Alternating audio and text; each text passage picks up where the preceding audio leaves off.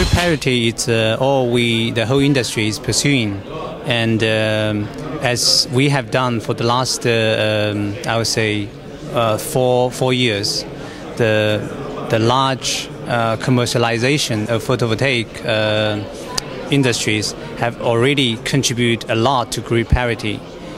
As I just mentioned in the speech, the system price have reduced by 50% already, and the solar module price, coupled with the efficiency increase, the solar panel price has also reduced by 2/3. And so, as a result, some of the regions already reach grid parity in the globe, such as Hawaii and other regions. And even in let's say in Germany nowadays, they are talking about the grid parity, and also totally give up the feed-in tariff. So it's very soon in the horizon for the whole industry. I think that's all the efforts for the whole industry for the past few years.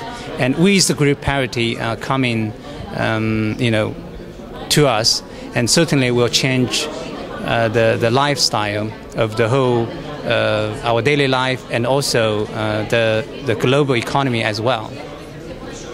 Grid parity basically means you should not depend on much of a feed-in tariff. I would say it's a post feed-in tariff era that we call grid parity. But grid parity doesn't mean the government doesn't need to support industry, because just as I mentioned that for at the convention, grid parity, the sun is shining at daytime, while you use electricity mainly at nighttime. How you shift some of these energy, what you stored, you generate and stored for your nighttime use, the current battery or energy storage system is not ready yet. So we still need to depend on the government to set even very low feed-in tariff, so that at daytime the electricity generated can still feed into the grid, so that can compensate or give extra revenue stream for the system owner. Another thing I would also point out, there have been what we call the residential power purchase agreement, and this kind of mechanism has been set up in the USA, and also very coming soon in Spain and other countries as well, Germany as well. Basically, at the time when at the daytime you generate electricity, you feed into the power, you store as a credit, and then at night time you take over. So it doesn't cost that much for the utility and for the grid, for the government, but you still basically help the renewable energy. Basically waiting for them for the battery system, energy storage system, for this small PV system to really get on the economic scale. Now it's not economic; it's too expensive to have a home battery system. With more and more renewable energy coming to our life, let's say electric car and all these, then this will be a whole solution for our future, including smart grid. There are many Chinese companies. We are just one of them, but we strive to differentiate ourselves. Aside all this technology, what each company is working on itself, improve the efficiency of technology, solar cells, coming up new product where you save in labor, because at the end, when the module price reduced year by year, the labor cost, how to reduce that part and how to speed up the whole installation is another part which also want to come to play. And so we have new product coming out, and installed on the roof system can save up to 70% of labor.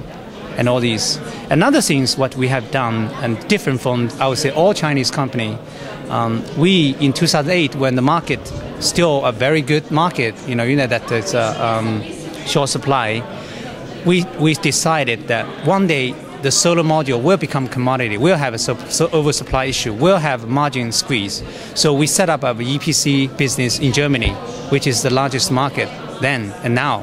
So it's the right strategy we have set up, and we are rewarding now, because now with more and more oversupply situation, and we understand the market. We are in the market for installing and talking with the investor, talking with the bank, and we're also talking about our own long-term investment for these solar projects as well. So now E.T. Solar is not just a purely manufacturing company, but has the capability of doing EPC, short-term financing, and long-term financing. So eventually, solar panels, solar systems have to be installed somewhere. Properties, real estate property, on the roof, on the ground. And I would say solar depends on real estate, and real estate really will benefit a lot from solar because solar can increase the value of the property. You put the solar panel on your commercial building, you can ask the investor, say, you can re-roof my whole building. You can remove the asbestos of my building, and you still can have monthly lease income.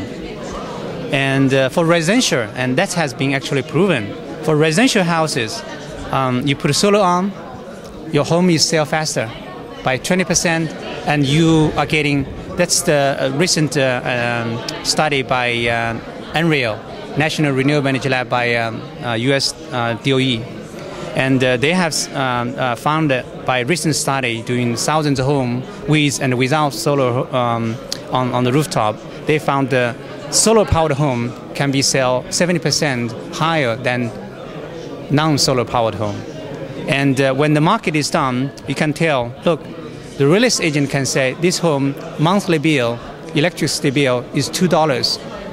So, and plus when you buy a home with a solar system on, you don't feel you're paying it. Everything is for 20, 30 years mortgage. It's maybe at $10 or $20 per month. You don't feel at all. It's just your normal telephone bill. So it's not like one-time investment. And so, and also, solar can recycle the large ground in Germany, because we are doing a lot of projects in Germany. Some of the land we use is recycled land. We call conversion land. You use a sugar factory, coal power plant, and then you basically level the ground. You put a solar on. Those land you cannot do anything. It's very costly. You cannot be used for farming. You don't want to live in this in the area, it's industry area. So some of military base is deserted. The war is over. East-West Germany is over. So a lot of East Germany military base, it's huge airport. Nobody use it. You can put on solar, and in the end, after 20 years, if you do not want, or a new technology come along, you take it away. You just remove it. The land is for you again. So I think all these things, solar can really, bring a lot of value to real estate industry. That's why the reason now everybody talking about solar, even at this kind of convention. We have actually, that's as early as 2008 when I first joined E.T.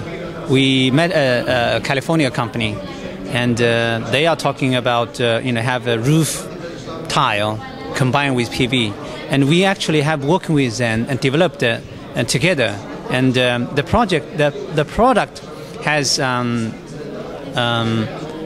passed all the certification, safety, fire, and because that fire test is even higher requirement, is roof material. And one of the things we have not officially launched that is, one thing is due to the down market of real estate. The market is not so good. The real estate is not, in a new home build, is very limited. And the second reason is that the company, for now, they are also under big pressure. But the product is there, and once the market is out, we can talk with real estate developer or construction company, to push this BIPV. Not just us, other companies also doing the same thing. And recently, the Dow Corning also released this shingle-based photovoltaic thin film. So the whole industry is really, the solar industry is also changed other roof industry, construction industry as well, and how to combine the photovoltaics and into the building, in construction itself, eliminate what we call retroactive installation after even building is finished. That's not the best way to go in solar. So going forward, people will buy BIPV enabled new home, and it's aesthetically is great, and you still have very low electricity bill. From what I can see, that the regulation certainly will help. I give you an example. For example, in California, there's a new program called a New Solar Home Partnership Program. If you are a new home builder, you have solar built on top, you have extra feed-in tariff, extra rebate. And as a result, there are some community being built in California. They already, the whole community have solar on the rooftop, and very combined with the roof tile. So it's very appealing. Nobody feels that's something on top of the existing roof. And so in the beginning, the cost will be relatively high because everybody is testing and try to reduce down. And also the scale of economy also play. If you don't have much of application, then your cost certainly is high. And another thing I would say is education. And for real estate now, for this kind of event, construction company and real estate developers, investors, and they have to understand the value of solar on top of the roof. Then they think, okay, next time when I think about developing our real estate, I should maybe considering the facing of the house so that more of solar friendly. And as I mentioned also a little bit earlier, that at the convention, we are working, was negotiating with a real estate developer.